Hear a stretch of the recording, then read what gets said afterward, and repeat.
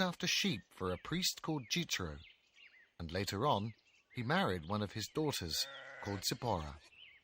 One day, as Moses was watching the sheep on the plains, as he always did, in the distance by a mountain, he suddenly saw a strange light burning. He ran towards the light, and as he reached it, he realized that the thorn bush was covered in flames, but to his amazement, the bush wasn't burning. What kind of strange apparition is this, Moses wondered. Why isn't the bush burning down? Suddenly he heard God's voice, which called out to him from the middle of the burning bush, "Moses, Moses!" "Here I am," answered Moses. And God spoke again, "Stay where you are. Don't come any closer, and take off your shoes, because you are standing on holy ground. I am the God of Abraham, of Isaac, and of Jacob." At this, Moses fell to his knees and covered his face because he was very scared of looking at God. So God spoke to him again, "I have seen the suffering of my people of Israel. So I have come to free them from the Egyptians and to lead them into a beautiful land, a place where milk and honey will flow. Go back to Egypt and tell the Pharaoh of my decision." Moses became even more afraid and quietly asked, "But who am I to do that? The Pharaoh won't listen to me. How should I lead the whole people of Israel out of Egypt on my own?" And God spoke to Moses again, "Throw your shepherd's crook onto the ground." So Moses obeyed and threw it down, and it suddenly turned into a snake. Moses jumped back in shock, but God calmed him down and said, "If you stretch out your hand to touch the snake, it will turn back into your stick." So Moses carefully reached out for the snake's tail, grabbed it, and saw how it did turn back into his stick in his hand. Then the voice from the burning bush continued, "When they see that, everyone will believe that the Lord has appeared to you, the God of their fathers, the God of Abraham, of Isaac, and of Jacob." But Moses still did not want to go back to Egypt and tried to find another excuse not to. "My Lord, I'm not a good talker. How can I convince the Israelites? Send someone else to the Pharaoh in Egypt." This made God angry, and he said, "I know that your brother Aaron is a good talker, and he will speak for you. He's already on his way to meet you. So pick up your shepherd's crook with which you will perform the miracle, and go. I shall be with you." Moses got up and went back to his father-in-law Jethro's tents with the flocks of sheep. He told him what had happened and asked him for his blessing for the journey to Egypt. Then he went to his wife and sons, and together they left the land of Midian. On the way, he did meet his brother Aaron, just as God had said he would. They embraced and kissed each other, and Moses told Aaron what God had commanded him to do, and they set off on the journey together. When they got to Egypt, they called the elders of the people of Israel around them. And Aaron explained what Moses had told him.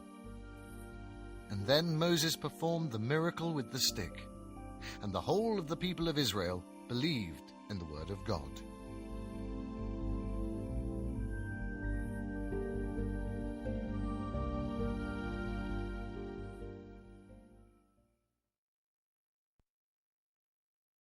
God sends 10 plagues. So Moses went with his brother Aaron to see the Pharaoh. The people in his court all laughed at them because they wanted to give orders to the mighty ruler of Egypt. "I have been told about you. What do you want, Hebrew?" demanded the Pharaoh. And Moses answered, "The God of Israel says, 'Let my people go.'" But the Pharaoh became angry. "I do not know this God. Why should I obey him? I am the Lord in Egypt, and nobody gives me orders. Now be gone." And on the same day, he gave orders that the Israelites should be made to work longer and harder. The whole people started to moan and complain to Moses. None of them would listen to Aaron anymore, so God spoke to Moses. "Because of my mighty hand, the Pharaoh will be forced to let them go. Go down to the Nile and strike your stick on the water, and it will turn into blood." So Moses did what God had commanded, and it happened just as God had said it would. The water in the Nile turned into blood, and it gave off a terrible stench and killed all the fish. But the Egyptians just drilled new wells for fresh water, and the Pharaoh remained hard-hearted. 7 days later, God spoke to Moses again. "Stretch your staff over the rivers and the swamps of the land, and I will send a great plague of frogs." And it happened just as God had promised. The whole country was overrun with frogs. Every house and palace was full of them. They were in every street and all the fields. The Pharaoh had Moses and Aaron sent for and told them, "I will let you go if this plague of frogs stops." And yet the frogs had hardly disappeared before the Pharaoh laughed and thought no more about setting the people free. And God spoke to Moses. "The Pharaoh still has a hard heart. I will send more plagues to Egypt." And it happened just as God said it would. Huge swarms of gnats flew across the whole country, stinging the people and their animals. Now, although the Pharaoh's fortune-tellers were convinced that this was the work of a powerful God, he didn't believe them and stayed hard-hearted. After that, Egypt was plagued with vermin. There were so many that the whole ground swarmed with them. "I will let the people go if this plague stops," said the Pharaoh to Moses. But yet again he broke his promise as soon as the vermin had disappeared. The only animals to stay healthy belonged to the Israelites, and yet the Pharaoh became even more stubborn and wouldn't let the people go. So God sent the next plague. All the Egyptians became sick and grew huge, foul-smelling boils. They hid their faces because they had become so ugly and were ashamed. The Pharaoh didn't care about the suffering of his people and stayed hard-hearted. And God sent more plagues into Egypt. The whole countryside, the harvest, and everything left out in the open were destroyed by a terrific hailstorm. Now the situation in Egypt was so terrible that even the ministers started to beg the Pharaoh to set the people of Israel free. But the Pharaoh would hear nothing of it.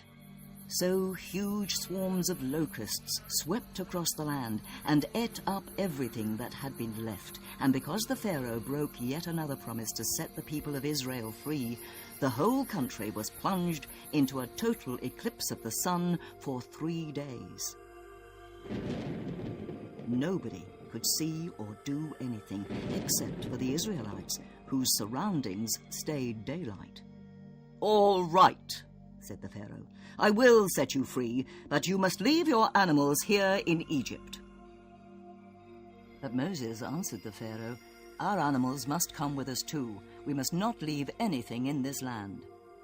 This made the Pharaoh very angry, and he shouted, "Get out of my sight! If you dare to come to me again, you will die." And so Moses left the palace. And God sent a final plague over the land.